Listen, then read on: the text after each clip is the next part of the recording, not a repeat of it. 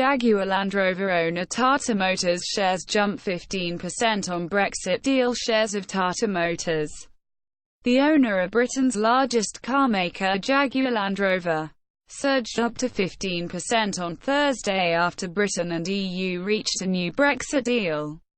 Jaguar contributes over 70% to Tata Motors' revenue. The company had said it would suspend production at British factories for a week in November to mitigate potential disruption from a no-deal Brexit. Tesla posts quarterly profit on record deliveries.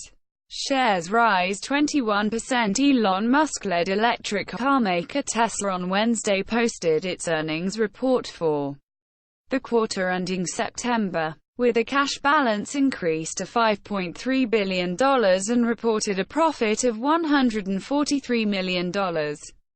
Shares rose nearly 21% after hours on the news, crossing $300 for the first time since March 1.